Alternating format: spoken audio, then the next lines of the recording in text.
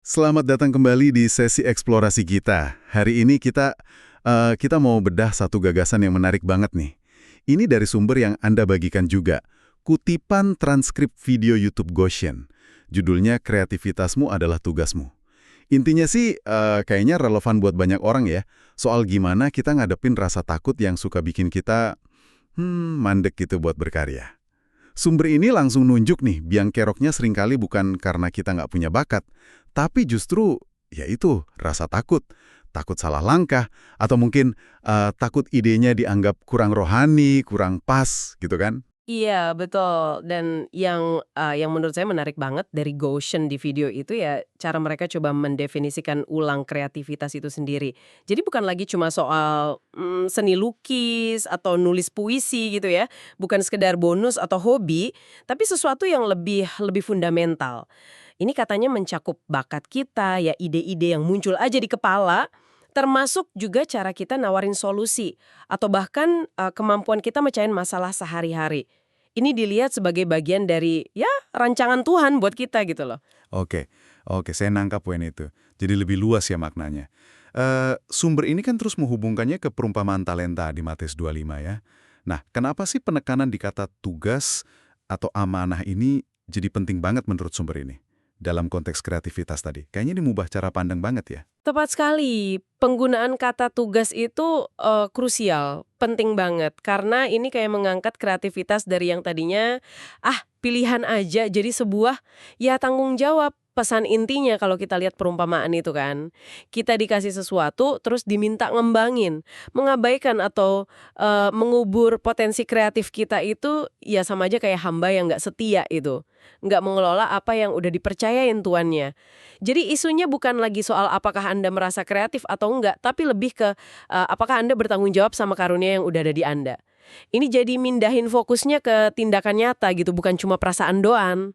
Wah, itu sudut pandang yang kuat sih. Oke, kalau gitu, ini adalah tugas, sebuah tanggung jawab. Terus gimana? Sumber ini kasih saran buat kita bergerak maju. Terutama buat ngelewatin rasa takut yang tadi disebut di awal itu. Ada langkah-langkah praktisnya nggak sih? Ada dorongan kuat buat ya mulai aja, sekecil apapun itu. Idenya gini loh, Tuhan itu melipat gandakan benih. Benih itu ya tindakan nyata yang kita tanam, yang kita lakukan. Bukan cuma ide brilian yang disimpan aja di kepala. Jadi pesannya jelas, jangan nunggu momen sempurna atau inspirasi gede datang, mulai aja dulu dengan apa yang ada di tangan. Sumber itu juga nyaranin buat istilahnya mengemas kreativitas ini jadi penawaran, sesuatu yang bisa diakses orang lain gitu. Menarik, mengemas terus menawarkan. Tadi juga disebut soal penggunaan alat bantu modern ya, kayak AI, kecerdasan buatan itu, terus produk digital, atau platform-platform sederhana lainnya. Ini seolah mau bilang, alatnya udah banyak kok sekarang tinggal mau pakai atau enggak gitu ya. Betul, tujuannya yaitu mempermudah prosesnya. Biar ide itu nggak cuma ngendap, tapi bisa jadi sesuatu yang konkret, yang bisa dibagiin. Tapi yang lebih penting lagi dari sekedar pakai alat ini itu, ya prinsip dibaliknya. Sumber ini nekenin banget kalau fokusnya itu bukan buat nyari sensasi atau apa ya istilahnya hype gitu. Nah, ini dia nih. Seringkali kan kita kejebak di situ ya, pengennya viral, populer. Terus kalau fokusnya bukan ke sana, lalu kemana dong? Sumbernya kan pakai istilah penata layanan atau stewardship. Bisa dijelasin dikit nggak? Apa sih maksudnya dalam konteks ini? Kenapa ini jadi pembeda yang penting? Oke, jadi penata layanan di sini artinya kita melihat kreativitas kita ya, ide kita, bakat kita, solusi yang kita punya, itu sebagai sumber daya, aset, sesuatu yang dipercayakan Tuhan sama kita. Nah, tanggung jawab kita itu bukan buat cari pujian atau jadi viral tadi, melainkan untuk mengelola sumber daya itu dengan baik, dengan bijak, mengembangkannya, terus menggunakannya untuk kasih dampak positif, sekecil apapun dampaknya. Gitu. Jadi ini lebih ke soal kesetiaan dalam mengelola karunia, bukan soal ukuran sukses di mata duniawi. Ada pergeseran gitu ya, dari pertunjukan buat dinilai orang, jadi lebih ke pelayanan atau kontribusi.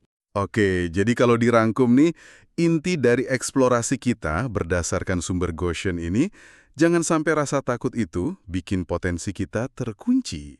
Kreativitas itu ternyata bukan cuma anugerah, tapi juga sebuah tugas, tanggung jawab yang perlu kita kelola dan kita wujudkan lewat tindakan nyata. Nggak peduli sekecil apa langkah awalnya ya. Iya, persis. Dan ini tentu aja ninggalin satu pertanyaan buat direnungkan ya, buat Anda semua. Gimana kalau Anda mulai secara sadar ngelihat setiap ide kecil atau kemampuan yang Anda punya, itu bukan sebagai sesuatu yang nunggu dinilai orang lain, bukan kayak audisi gitu, tapi sebagai bentuk penata layanan, sebuah kepercayaan yang perlu dikelola dengan baik. Kira-kira perubahan cara pandang ini bisa nggak ya mengubah cara Anda mendekati dan akhirnya berbagi karya atau solusi Anda ke orang lain, sekecil apapun itu? Wah, itu pertanyaan reflektif yang bagus banget buat dibawa pulang. Terima kasih banyak ya sudah menyimak eksplorasi mendalam kita kali ini. Semoga ada percikan inspirasi baru yang bisa Anda dapatkan. Sampai jumpa!